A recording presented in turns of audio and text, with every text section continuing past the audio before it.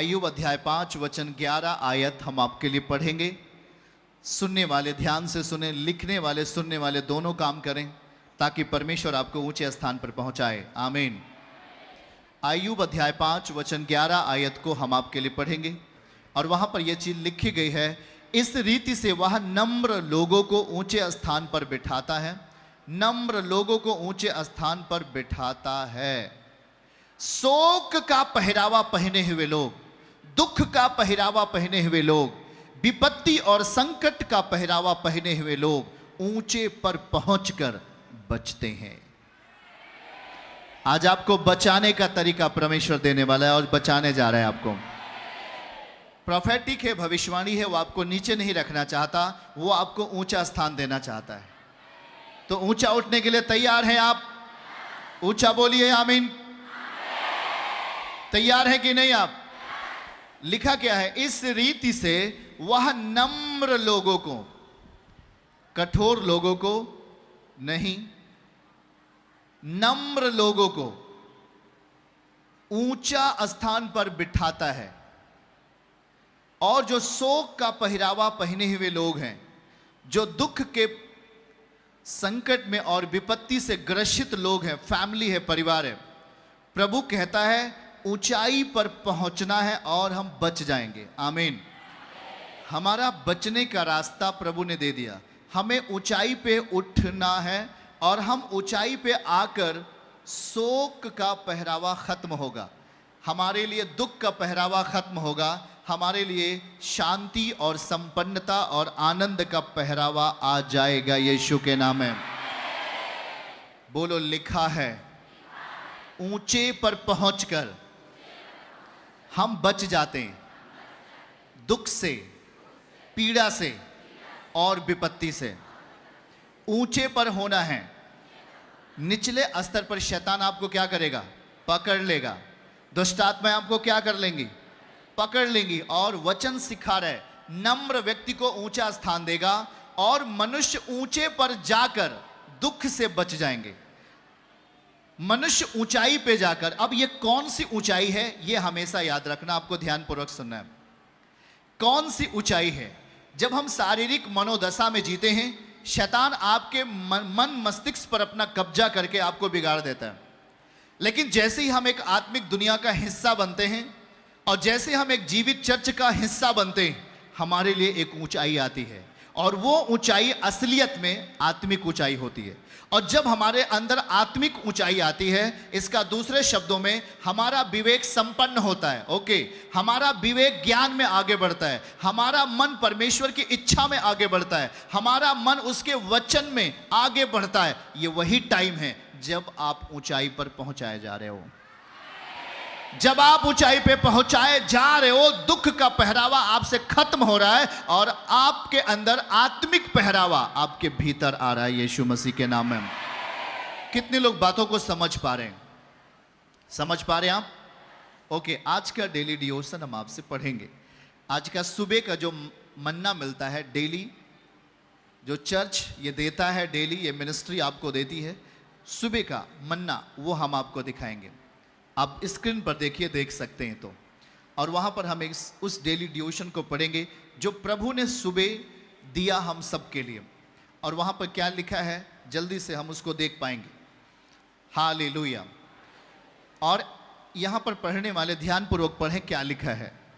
यदि आत्मा से देह की क्रियाओं को मारोगे, बोलिए, यदि आत्मा से, मतलब आत्मा एक हथियार है, आत्मा एक साधन है, आत्मा एक हमारी जिंदगी का समाधान करता है। यदि आत्मा से, फुल पर्दे पर, यदि आत्मा से देह की क्रियाओं को मारोगे तो जीवित रहोगे। क्या रहना है? जीवित रहना है कि नहीं? जीवित रहना है कि नहीं?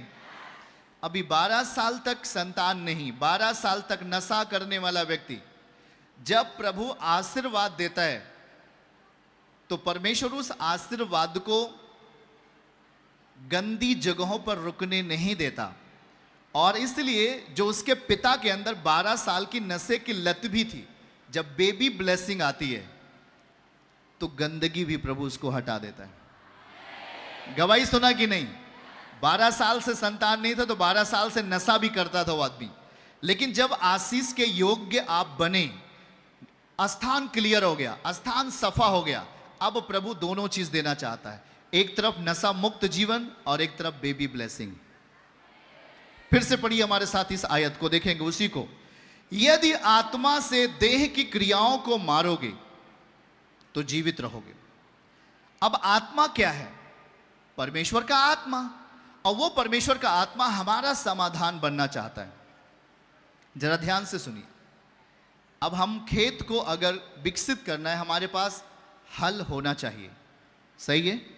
पड़ोसी को हिला के बोलो, हल होना चाहिए। हल होना चाहिए कि नहीं? चाहे वो ट्रैक्टर का हल हो, चाहे प्राचीन वाला हल हो, बैल का हल। हल अगर नहीं है, क्या हम अपने भूमि को विकसित कर सकते हैं? क्या हम अपने भूमि में खेती कर सकते हैं? हमारे पास एक हथियार होता है। उसी रीति से आत्मिक दुनिया में जीने के लिए परमेश्वर का आत्मा हमें अपना एक हथियार देता है, एक आत्मा देता है। आमीन कहिए आप। आप जैसे ही उसके करीब आओगे, जैसे ही उसके निकट आओगे, जब तक आप आत्मिक विषय को नहीं पकड़ोगे, जब तक आत्मिक चीजों को समझ नहीं पाओगे, तब तक वो आपको पीटता रहेगा, वो आपको नीचे पायदान पे रखेगा।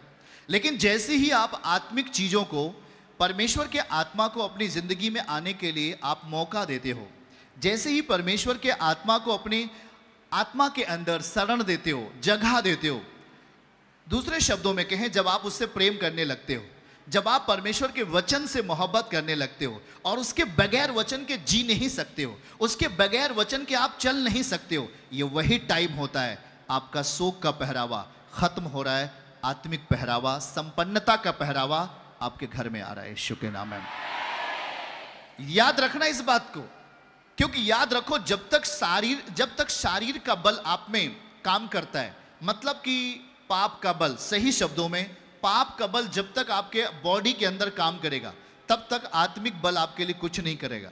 लेकिन जब आप ये कहोगे, प्रभु मुझे तेरे बल की जरूरत है, मुझे आपके बल की जरूरत है, मैं आपके वचन से प्रेम करता हूं, मैं आपके प्रेम से मोहब्बत करता हूं, प्रभु तेरा वचन मेरी जिंदगी का मुख्य कर्ता बने, प्रभु तेरी आत्मा मेरी जिंदगी के लिए अगुवाई करे, जब आप ये इच्छा जाहिर करोगे, आप ऊंचे पायदान पर उठोगे।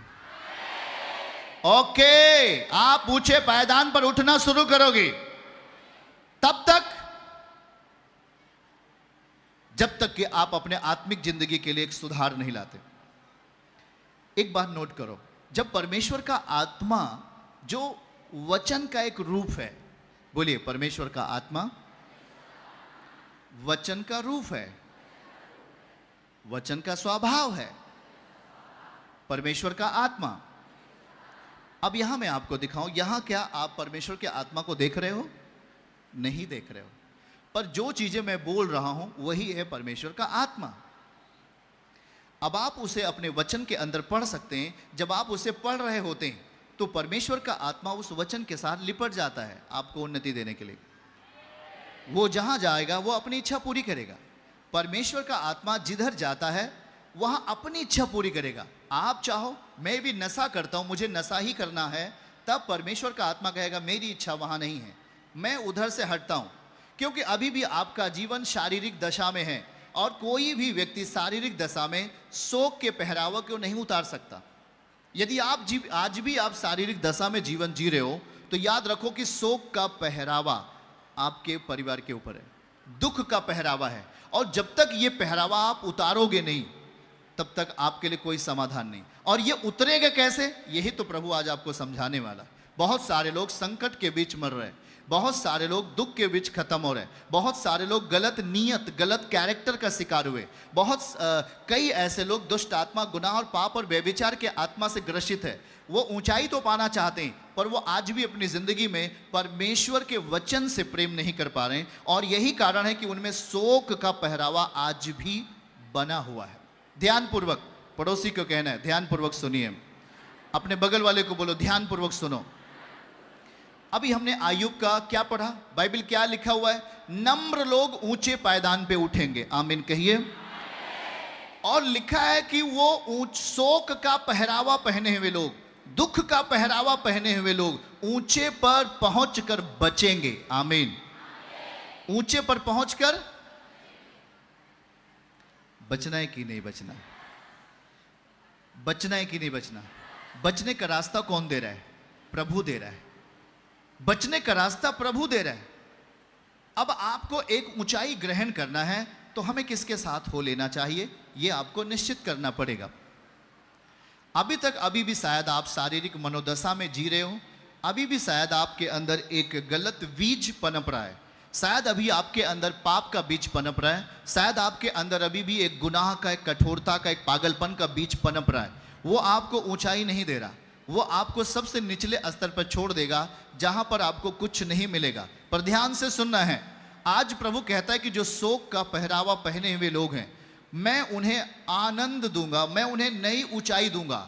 जब तक आप ऊंचे पे नहीं आओगे, आप शारीरिक रोग से नहीं बच सकते। आपको ऊंचाई पे आना होगा। और ये ऊंचाई हमें कैसे मिलती है? शायद मैं अपने शरीर में जमीन के ऊपर चल रहा हूं, लेकिन मेरी एक आत्मिक ऊंचाई आपके अंदर आना है। परमेश्वर कहता है मैं तुझे एक आत्मिक ऊंचाई देना चाहता हूं, एक आत्मिक उड़ान देना चाहता हूं। जब तक आत्मिक ऊंचाई आप में नहीं आती है बल के साथ, तब तक आपका बचना मुश्किल है। आप ठोकर खाते हैं, आप गिर जाते हैं और आप विपत्ति के शिकार हो जाते हैं, आप शोक के शिकार हो जाते हैं। इसलिए याद रखना है कि आज हमें ऊंचाई पे आना है। आप हाथ उठा के बोलो, हमें ऊंचाई पे उठना है, ऊंचाई की जगह पे आना है, ताकि मैं शोक से बच जाऊं। चर्च की सभी प्रार्थनाओं को और परमेश्वर के दास के द्वारा टीचिंग सुनने के लिए और अपडेट्स को जानने के लिए हमारे इस चैनल को सब्सक्राइब करें और साथ में बेल आइकन को जरूर दबाएं ताकि जब भी लाइव प्रार्थना हो तो सबसे पहले आप देख सकें।